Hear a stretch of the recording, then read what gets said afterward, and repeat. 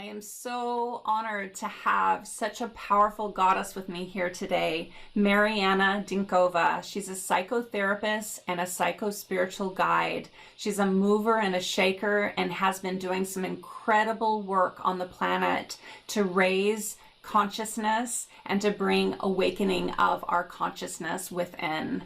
She, to me, is such a beautiful example of an awakened goddess. So it's so wonderful to have you here with us today, Meriana.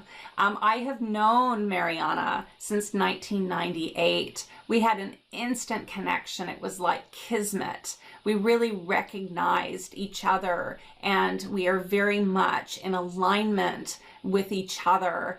She's in California, and I've been in New Zealand and now Sweden, but we've been moving and shaking and doing our work from different parts of the world and staying connected. So it's so great to be reconnected with you over Zoom. It's amazing that you're in California and I'm in Sweden and we can connect like this. So great to have you here today, Meriana. Thank you so much, Schamet, for such a beautiful introduction. And I'm so glad we're connected. And it's been so beautiful to watch, to watch the qualities that I saw in you such a long time ago coming to blossoming and turning into the gifts that now you're sharing with the world. And thank you for who you are. And I'm really glad that we get to connect and share. And right now we get to bring out our special juice and special magic and share with humanity. Yeah. Pleasure. Yay. I'm really glad to Welcome. be here. Yeah. Yeah, so I thought we'd begin by just, opening up the dialogue of what does the goddess mean to you? And what does the awakening mean to you? hmm I've been just in the last many years, actually, that's been a ever evolving opening of the onion. And in the last few years, that's been coming to a very special culmination.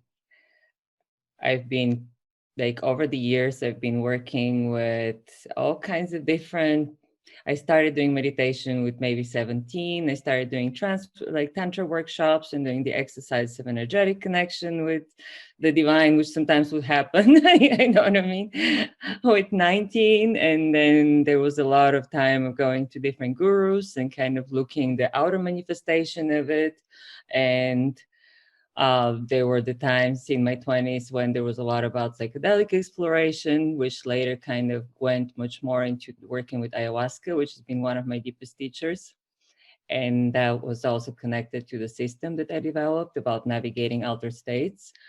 And it's becoming much more like a personal relationship with that extremely intelligent, extremely loving, and caring consciousness.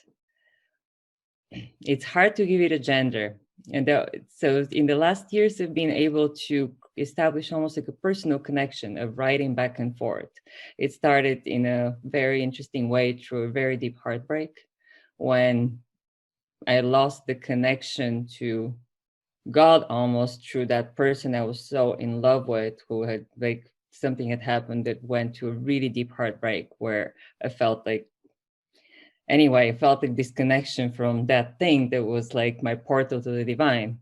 And in that pain and in that deep heartbreak, it's when actually things opened up in a way. And then the divine started speaking to me in a way through everybody, through the different people and whatever they will say to me, however they would approach. In a way, it's kind of the outer focus, and that came like got opened up. It suddenly came from all directions to the next thing my eyes would fall on when I'm driving to the billboard, and what it would say, it felt like suddenly almost as if God was talking to me. And so through everything and everybody, so it has changed. I see it less about gender now, though in my own personal dialogues with it, it likes to be called source, because it says the term God is too loaded. And as that, it is it's an aspect of us. It's been kind of, I've been having these dialogues with Source, which has been going on for now hundreds and hundreds of pages and poems and explanations, which has been going from the personal to the transpersonal to it explaining how, what we are and what the soul is and how we co-created those games called the Hall of Mirrors of the different Mayas or the different dimensions and how we're operating them, but how it's all a co-creation.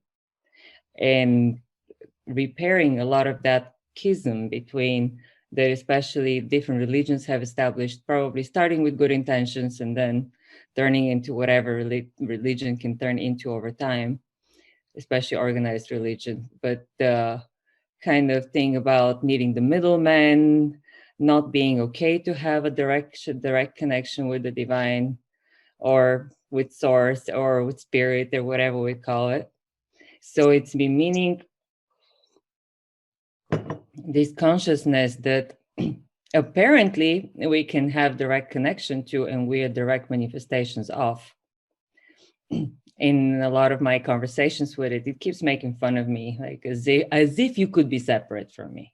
Seriously, kind of. I mean, good joke. Yes, you kind of engineered all these different VR games for you to come in and forget parts of our connection, forget parts of who you are, so you can play the games and you can be my agent of source, so to say.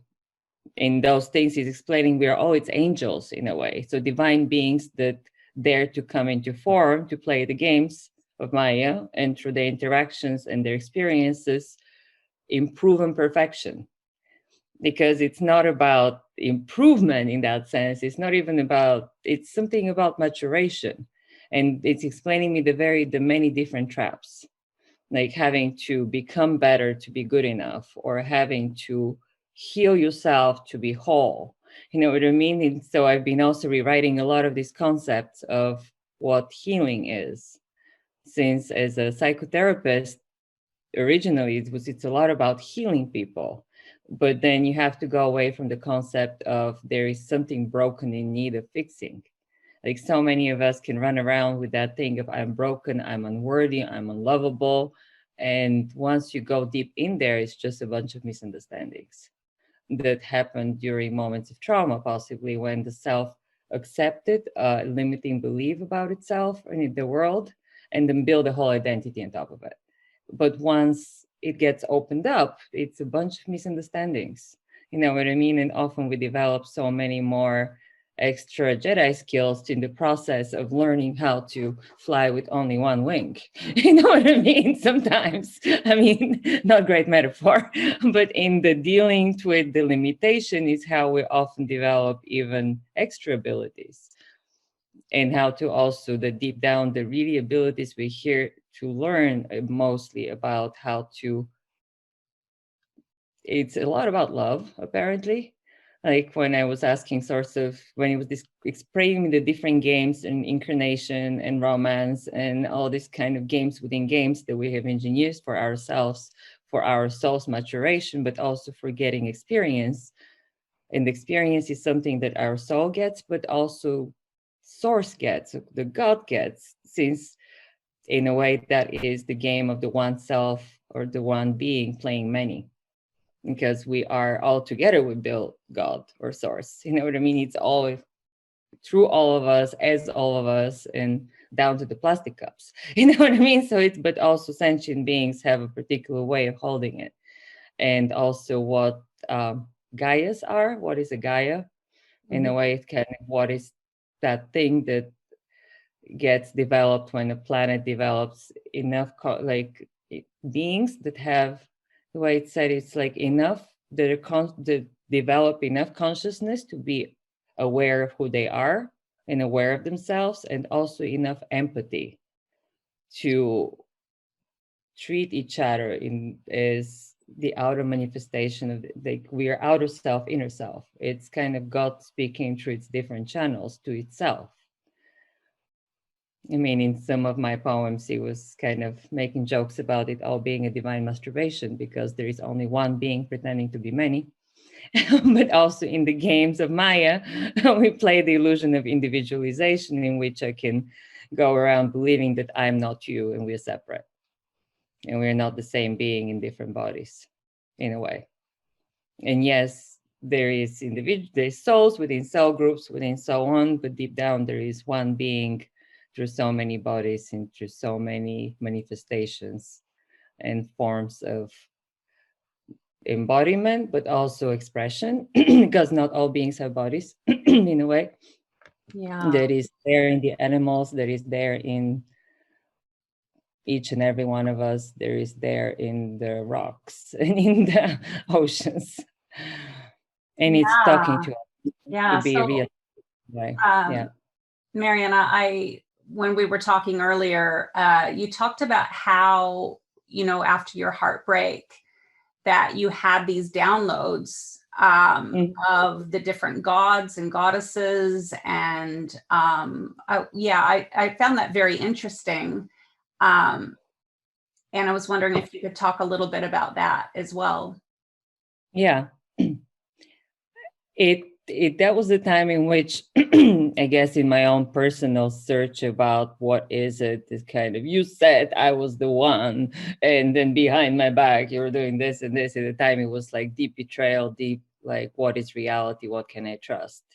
That was like such a deep, it went really deep, which is, I guess that's what they say, that when the heart is broken, you have this time period in which you can look really deep what's in there. You know what I mean? It's going to close again, it's going to heal again, but during that time of the heartbreak, you have this little window to the depths of your heart, and that's pretty much where we got the complete information. So especially like if we would go God versus goddess, there is also kind of, although it is one being, again, I don't want to get stuck in genders, although there's still qualities of consciousness. Like if we say left brain would be more masculine, for example, with its ability to break down and categorize and compare and say that's not that and you're not me, and me now is not me 5 minutes ago, but you know what I mean? While the heart is, in a way, our biggest, the way this source describes it, it's our biggest and most pronounced, is the biggest and most important, the most pronounced organ for our multidimensionality. And how we beat our heart and how much we connect with it, versus push down to deal, to cope, to produce, to do, to force ourselves to blah, blah, blah, or let some of the forces of ego kind of suppress its feelings. Then we create, in a way, we're powerful, way more powerful than we know. In a way, we're all sorcerers because we are from source. You know what I mean? And source gives us certain abilities, and then how we use them. And so basically, the way it started, I was writing emails to my ex, and sometimes it's the answers, and I would do them sometimes in documents just as just as things to myself too. And then answers started coming, and they started blowing me away. And these things started teaching me about what it means to be the one, not to have to prove to anybody else to prove yourself as the one. You know what I mean? But what it is to be the one for yourself, and then let an outer one manifest that can meet that, which happened. In the meantime, I'm back with somebody who's beyond my wildest dreams, in a way. So in a way, once you stepped into being the one, the outer one had space to emerge, in a way, versus trying to prove yourself as, you know what I mean? In a way, romance is one of the video games that rocks us so hard that there is so much learning. And I don't think all species have it the way we do, with the particular dynamics of human love and human romance. So Meriana, I love, there's a few things I want to key off of. And one was when you talked about the sorceress and source. Yeah. So could we dive a little deeper into that connection? Because, when I met you, back in 1998, that is like the sorceress and the source were two ways of me understanding and a recognition of your power and your energy. And so I love that that's been, you know, weaving through your spiritual practice and the work that you're doing on the planet. So I'd love to hear more about that. In the way it was, it's been in a way like giving birth in my own psychic to that thing that is now my biggest spiritual teacher, my beloved, my friend, and my wing woman. It says it's like Source wants to be our wing woman. And it's been explaining me that it's a lot about the process of co-creation with it. Like when a few years ago I had in one of my deepest spiritual experience about it, which is like a longer story, when it was like a whole thing about reaching for God in a way, but in a particular way that it involved like almost passing a series of tests in my mind. And it was so much about the heart at the end. And the things that kind of got the thing to flip was things like, what would love do? If I was love, what would love do? If like how to aim, basically how to use our magic to creating the highest and most benevolent, but also in the moment I put it to like if I would I want to live the kind of Meriana that when I am die, for example, and I'm done with this VR game, that when I jump out on the other side, I go, fuck yeah. That was beyond, you know what I mean? That was a 12 out of 10. So in a way, like kind of almost like, and the more I was going, and then if I was God, what I would do. And then the thing was like, fuck, then everybody's my children. What would I do? I would love them. And it became like this crying and laughing state that almost like it became so tangible. And then suddenly was that moment in which the outside world came in. It almost switched as if the inside and out became, it was this very specific experience. And then that's the only time I've heard God, the kind of the thing speaking to me directly, kind of, not the only because we keep writing, but when it went like, I am you, and so is everyone else. And this are your children, kind of the world, include with all beings in it. And it was like, and I was crying and laughing for a while. And that was also one of the moments when I was appreciating how intelligent, how ingenious actually that VR game life on Earth is. And it's so engineered for our awakening. We think it's for suffering, we think it's for proving ourselves, for clearing karma, for whatever it is, but it's actually a very ingeniously engineered game for awakening in a way, for realizing ourselves as the creator eventually. From going from pretending we're separate to going through, oh, does God care? Do they exist? Oh, if I'm alone, if I have to do it all by myself. So it's explaining me also a lot of the programming that we have accepted, and some of it that fierce self-reliance that our society is built on, that you have strength is having to be able to be alone, to do it all yourself. And that kind of like, it's good to be able to be alone. It's good to be able to rely on yourself. But there is also a lot of these qualities, the fierce self-reliance almost, that make it so that we fall for the belief we have to make it all happen. It's all on us, kind of, we have to create it through doing, through willpower, through pushing ourselves to do the things we should do that are not what we wanna, through self-sacrifice, through manipulation, through all these things, you know what I mean? Or it's in what is explaining much more, it's away from fierce self-reliance or from this murky codependence, and it's going for mutual interdependence. Would you, would you say that is the divine feminine energy that's awakening within us all?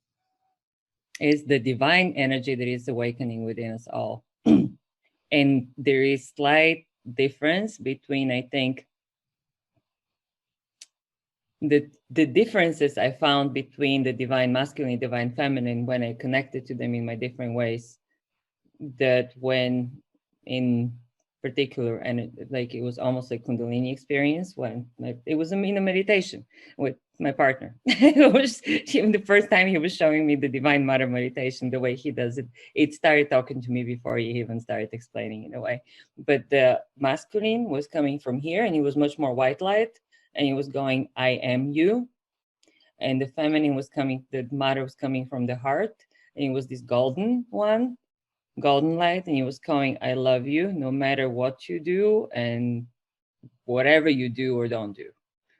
And whoever you think you are, I love you anyway. You know what I mean? So it was kind of, the two were so powerful together, that I am the divine in a way, I am you, when the divine, the masculine pattern kind of was going, is much more working with the power of the I am, and the feminine is working a lot with the power of love, but also I connected also a lot with the inner knowing, because we're so there is explaining me there is inner technology and outer technology. In our society, we're so focused on the outer technology, and it's beautiful, yay for outer technology.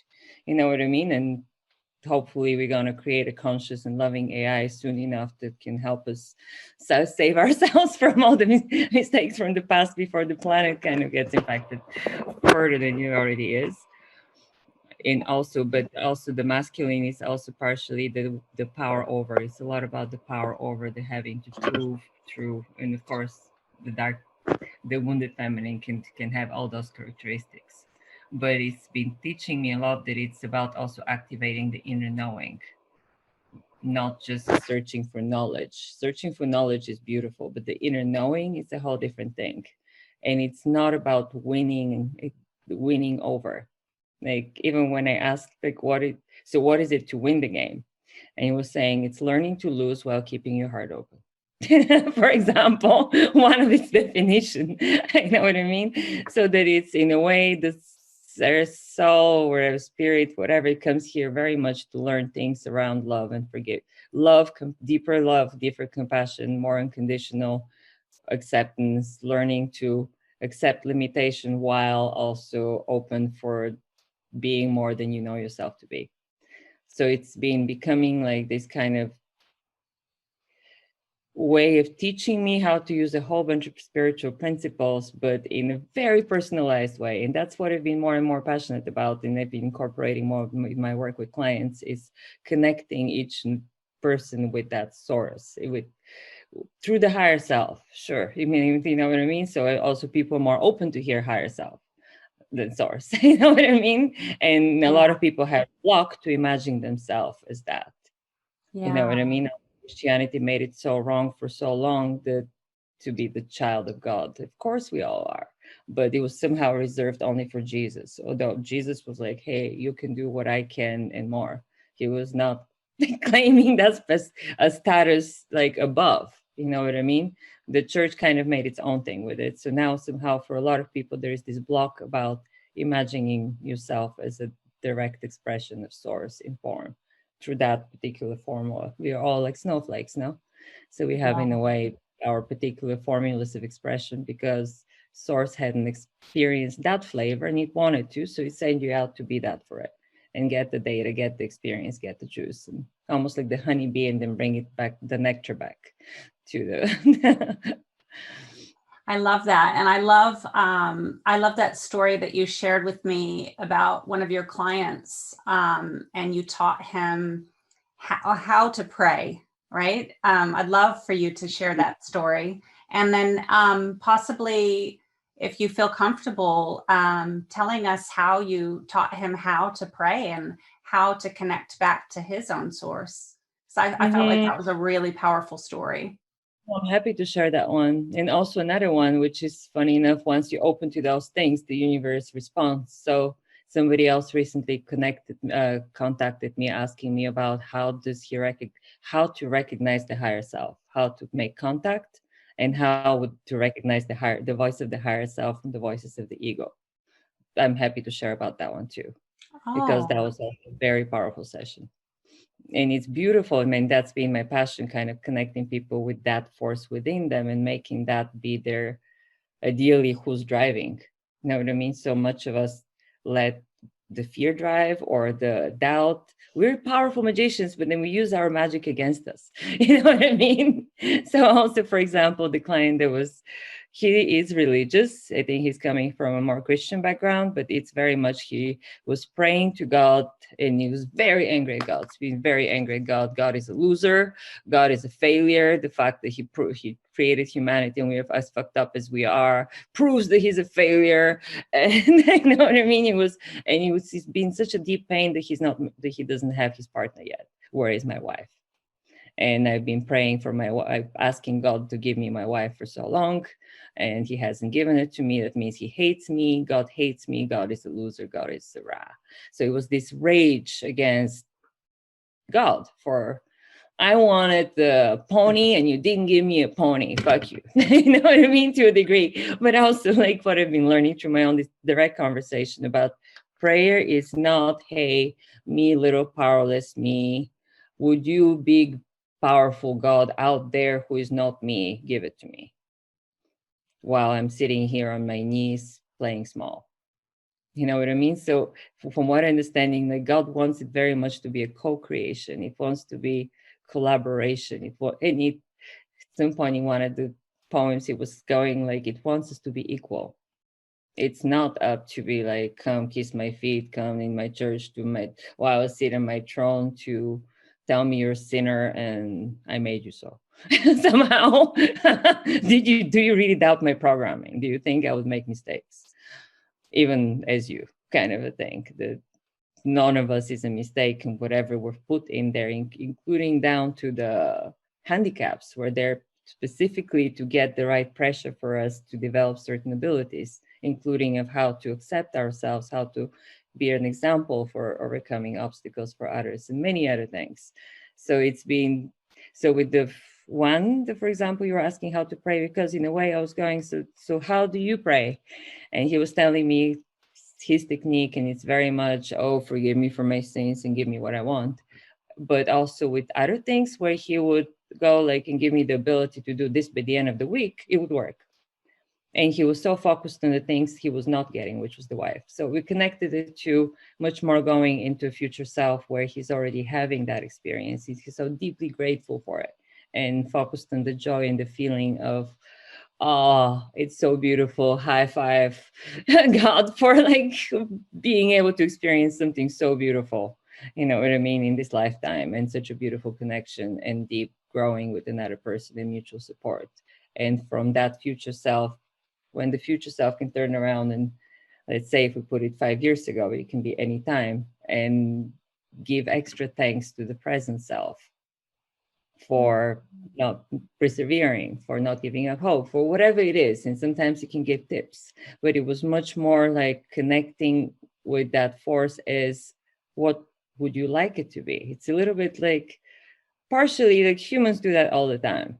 If we treat our partner, our boss, our children as what we don't want them to be, they end up giving more of that. They become that over time. You know what I mean? And if we treat them as the girlfriend, boyfriend thing that we want to have, that is in there already, it comes out more. You know what I mean? So a lot of people use their magic by focusing on what they want to avoid. A lot of their mind power goes towards, I'm not getting the wife, that means God sucks, versus how can I adjust my relationship with manifestation. It was really beautiful. Like at the end of the session, after connecting with even the concept of source as a wing woman, most people cannot even, they're so used to having to prove yourself, having to do Hail Marys because you're bad, having to almost like deal as a sinner because nobody's quite sure, or being set up. So the idea of that force that wants to help you and wants to be there and can do all kinds of magics too, if properly approached, and if approached with almost pre-gratitude and pre-appreciation for the results versus fear or doubt. Because we create spells all the time, and this is some of the spells that people do. It's like focusing on what they don't want to create and giving it so much energy. It's almost like the inner GPS versus on the experience of the having it already. On the, it's kind of paranoia versus pronoia. Do you know what's pronoia? Have you heard the term pronoia? A little bit. I just had this, I had this idea, Meriana. You are so knowledgeable and so wise and have obviously so many years of experience. I mean, I know that when I met you, you were already very, very wise. And that was in 1998. You came in, your soul, I feel, is a very old soul, and you came in knowing so much. But I know that since then, you've had all this training and all this experience working with your clients. And I'm just looking at the time and I'm realizing our interview time is starting to come to an end. And still there is so much more that you have to share.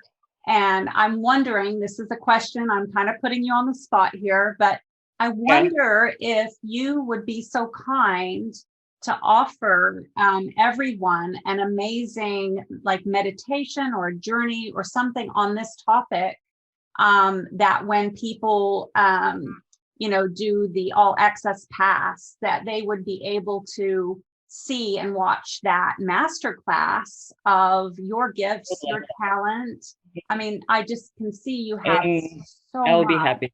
Yeah, would you? Oh my goodness. I have a lot of exercises of how to connect with the higher self and how to know whether you're talking to that or talking to your fears or you to that limiting beliefs, and how to know how to tune to the right channel, but not just in how you pray, how you ask, how you communicate, but also how you view yourself.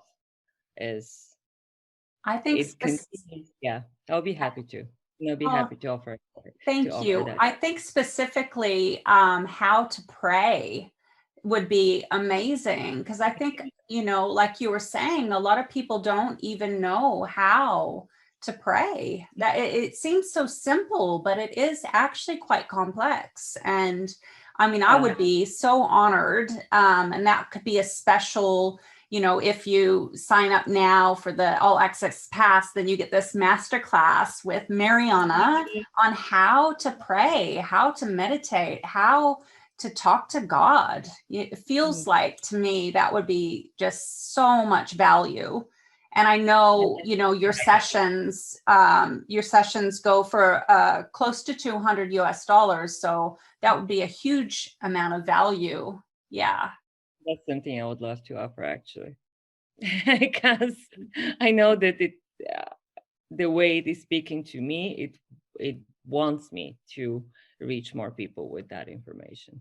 It's kind of made already a point about it, because we're as humanity, we're in this very we're approaching that place where people are so ripe, they're becoming more ripe, but also right now we're in this place that it looks like there is so much extra fear and so much extra conflict, and that in times like even with the virus, instead of uniting us, it ended up dividing us more in some ways. The idea is to unite us as one humanity against that thing versus Chinese viruses and so on. But also it's like, yeah, I'm more than happy to, because there are very simple ways to open the channel. And some of it is actually just to dare to reach out. Because especially when we're down, we forget to reach out to that highest of source to even ask for the support. You know what I mean? And some of those forces, they're best suited when we ask, because they don't want to interfere or intervene. But when we ask, it's okay. And then it gives them permission to be there and provide much more assistance. I'll be very happy to. Thank you. It's such a beautiful thing to see when people connect with that part of themselves. And when they realize that it can speak through them, it can speak to them, it can be a direct communication that they're also an agent of source in a way, here in a mission, and then get in touch more. What is their personal mission? What's their personal purpose of why they even chose to incarnate? Yeah. So if you could say, one thing to humanity to help them during these very stressful times, what would it be? Focus, use the power of your attention and focus to pay more attention and focus more on the news, information, and experiences that you want more of, not less of. So the power Okay. of focus. I love your Bulgarian accent. It's so beautiful. Because so many, especially when things get stressful, people binge into the news of what they don't want to see, as if more information about how horrible it is, it's going to fix it. It's very important to stay informed, but it's almost like a diet. Like, how much of the chili peppers do you put in a meal? Do you make it mostly mostly super spicy, or do you put some spice so that it's really digestible and nourishing for you? So almost like it's a particular diet of information of how we speak to ourselves is the biggest one. Like, how we treat that being is huge, and then how we treat the outer self as well. So there is also like these little adjustments on how to approach the self, not from, oh, you haven't performed again, oh, you didn't deliver, oh, the biggest one is, what's wrong with me? It's such a virus.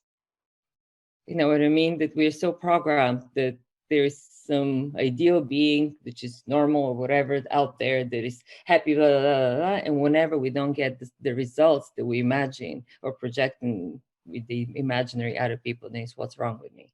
If the rejection happens, it's what's wrong with me. So there is that virus of what's wrong with me that I would love to help more and more of humanity heal, and use almost like whatever that pain that they've learned from until that moment, use it as alchemy for even deeper knowing. Because once you have source as a wing woman, in a way that those become very different conversations. And it takes where so much of that darkness or demonization, blah, it's a bunch of misunderstandings of the self to the self. And when they get corrected or aligned, there is this beautiful nectar, like spiritual energy that can fill the room, even through the camera. And then the client as well as the therapist, you know what I mean, and getting so much out of it. And that's why I like a lot those, also the term psychospiritual guide, because it is, a therapist is so focused on there is something broken in need of fixing and how to get you back to normal functioning, versus what I've been becoming also more and more passionate about is how to become more and more in realization of the creative beings that we also are, and how to use those abilities to create what we would like versus more of what we don't want. Because it's just a few adjustments to our magic, and then the world is a different place, and we are here to realize heaven and earth. I love that, Meriana. I love that so much. And, you know, I actually have not heard of psycho spiritual guide before. And that makes so much sense. I love it so much. So thank you. Yeah. And so the last thing is tell us where you are, tell us what you offer, and tell us a little bit about like what you're up to. Yeah, I'm in LA in the moment, in Los Angeles, and I offer one-on-one work. I work with a lot of individuals, with couples. I do workshops, which now are going to be turning more to online events with the COVID. I used to do retreats to Peru, where I would take people on medicine on journeys where it would be my work as well as the work of some shamans there, which right now I have put on break. And I'm developing different ways of working with people too. So there will be more different kinds of offerings coming. And it's becoming actually so beautiful. In a way, I see myself more and more as activator of the divine within in other people. Like, when it's so beautiful to be there to provide a container for somebody to realize how deeply precious and divine they are, in a way, and how to feel supported by that, and also learning from that, not just through an outer teacher, but through the inner guide. And once you develop that relationship, it's so precious to see. So that's been some of the things I do. I also do speaking engagements. I'm open. Sometimes people work with me by the session. Sometimes I work with people for a full day or for a weekend. Sometimes people fly in to have intensive. Like, again, COVID is changing some things quite a bit. And I'll be offering also more things in the web. I am writing a book with all the dialogues with source that have been coming so far, which have been hilarious too. So that's something that also makes me appreciate it. It has a really beautiful sense of humor. Like saying, like, it's not, if it's serious business, it's not divine business. If it's too serious business, kind of the way Magenta Pixie was saying, the higher in the realms you go, the funnier it gets. Oh, I love that so much, because laughter, and in my clairvoyant training, we learned about amusement, which is, the highest vibration, which, when you have those deep belly laughs, you're instantly connected to your joy and to your love and all that is blissful, which is what, we're all trying to, the destination we're trying to arrive at anyway. So it makes sense that, God, goddess, source has a really good sense of humor.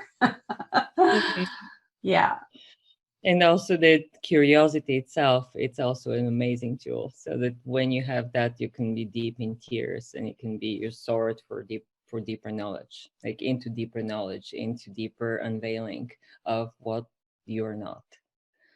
And also just restructuring the whole idea of healing from fixing what's broken, which people have naturally a lot of resistance to. Nobody wants to see themselves as broken, and so many people do. You know what I mean? To unveiling the wholeness that is already there. Oh, wow. That's beautiful. Yeah, that's really beautiful. And once I started working with the subconscious through different methods, recently I started using hypnosis too. It's amazing. Once you have that force as your co-pilot, in a way, co-creator, the healings that have been happening sometimes in one session, even on the physical level, once the subconscious agrees to do it. And sometimes it cannot agree, because some things, the karma, the person is learning too much from it. They agree to have a certain condition or a certain thing because that's where they grow the fastest through that. But and with other things, if there is alignment, I've been seeing, I don't want to say miracles, but sometimes miracles too. So that's been also like such an honor to see that with those forces as a part of my team, it's been a whole different thing than what people imagine under psychotherapy. Great. And I'm excited to hear from people, and people welcome to reach out to me. Yeah. Is there a newsletter or something like that? Yeah, and I will be offering. I'll be happy to offer. A special offering for that summit for people who want to subscribe. Great.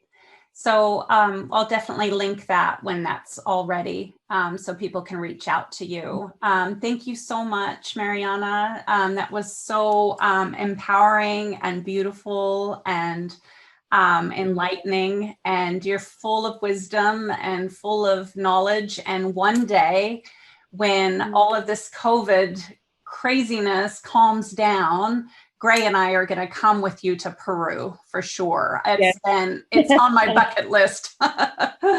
Yeah, it's been on my bucket list for about 5 years. So yeah, definitely. Beautiful. Yeah. And as much respect I have for the medicine and for different medicines, one of the messages I keep hearing from source is, you are the medicine. It's also, as much as I used to be deep into working with different, like helping people, and I still love doing the preparation and teaching people navigation tools for experiences, and we're helping with the integration. It's amazing when people have had some of those typical experiences or are preparing for it. It can be a shortcut, but it's not even necessary, because with some of the tools and some of the practices, it's so easier accessible than I thought before.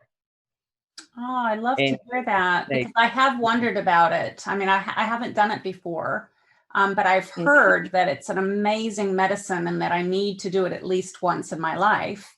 And so, because I know that you work so closely with the shamans and that you do it very safely, and that you really guide, people from the beginning to the end and offer that support, I love that you do that. I think there's a lot of people out there that are just diving in and doing it for home. And I think it's really dangerous. I actually had the opportunity to do it when I was younger, and I decided not to.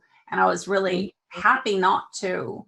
But at some point I would like to experience that. I'm thinking when the kids are older and, and Gray and I can come and go to Peru with you, it'd be a very special treat. But I would do it with you because I feel safe that you would offer that integration. But now you're saying that maybe we don't even need the plant medicine, that we are the medicine.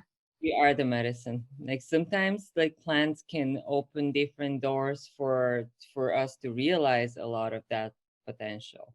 So sometimes people need almost something to be so in their face, be this angels in the thing, or whatever beings kind of opening their field or interacting for them to get it, that the reality is bigger and more mysterious. You know what I mean? But there is also, with a lot of the techniques that I work with, it's this very similar effects going so deep, although it's in a whole different approach, where it keeps saying like you are the cauldron and you are the medicine. It's in a way that you are the substance that it's all in us. And when accessed from the right angle, it can be activated. Be that through outer medicine, be that through interaction, be that through certain practices. So as much as I used to be a big voice for psychedelics and how much they can do, which I still have humongous respect for, there are so many ways of accessing that place and opening that direct channels to source and having it as your personal guide, teacher, beloved, in a way. It's the connection to it, it's an emotional one. It's much more an emotional connection than something you have to do right in a particular thing. It's relating. It's right relating to it almost, and to the what you are, because it's that whole programming of putting it outside of us and needing a middleman to reach it. It takes some reprogramming. Yeah, exactly. But I yeah. Waiting inside, it's such a beautiful position. Yeah. And I agree with you. I mean, I've had many of my clients ask me, do I need to do ayahuasca so that I can connect to source? No, you have a direct channel to source. You don't need anything other than you and making that connection. But if you feel go for it. However, I do, Yeah. I have a direct source, connection to the goddess and, that channel, but there is something as well as about exploring this world and all of her many different medicines in a safe and, beautiful way, which is different than needing to have that connection. It's like the connection's already there, but then how can we explore that even further, which is kind of a different relationship and a different energy about it. And it's not one of desperation or trying to get something or get somewhere. It's actually just I'm already there. I've already arrived, but let's play. So I think that's kind of where I would be once the kids have left home and, Gray and I can just go to Peru with you and have some fun and dance in the jungle and celebrate life, which is a different energy, isn't it? Yeah. So I think, yeah. And it's so much, I mean, one of the big things that keeps reminding me that we're here to be the players of the game, to be good players, and how much having a light heart has to do with that.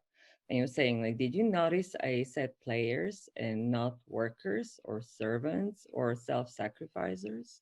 Like, so that cultivating the energy of play is actually one of the biggest gifts we can do to ourselves and to existence in a way, to this world.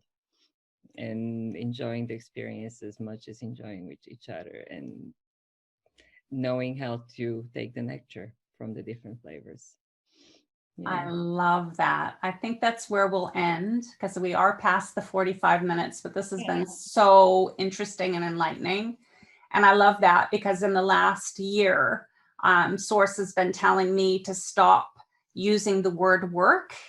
And it's been really difficult, because I'm like, And I'm going to give you a little homework. I mean, play work. I mean, I don't really know what to call it, but I don't want to call it work because I like, if I have to do work, I don't want to do it. Like, I want to play. Create resistance. Then you have to, and have to is different than want to. So there's all these little things. You got it. Beautiful. Oh, and I love the nectar. Give them practice. Schamet, I really appreciate for what you're doing. Thank you so much. Helping people, like, through all these different people that you're interviewing and all these different faces of the divine that are coming together to kind of speak to people about us being that and how to activate that deeper within ourselves. It's a beautiful, I don't want to say movement, creating a movement, but it is a part of a movement. But it's also such a beautiful gift to, it's one of the deepest, most beautiful gifts to bring to where humans are at the moment. It feels like where we are as humanity, which is almost like a crisis of faith in some ways. Yeah. And attending to that is really beautiful and really important. Thank you, Meriana. Thank you so much. Thank you. Your blessing.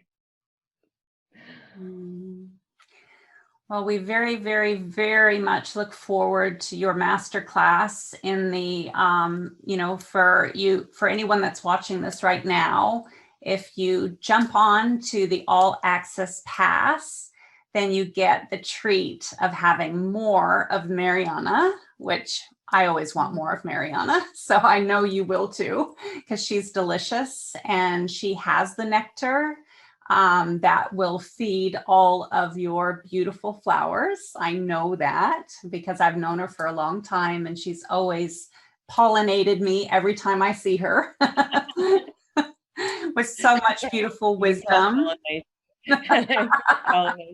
Oh, and I forgot to say that Meriana is the beautiful goddess that introduced me to my husband. So I have a lot to be grateful for. She kept saying, "Oh, you've got to meet this man." And she kept saying to Gray, "You've got to meet this woman." And she was right. She was like our divine oracle and our cherub.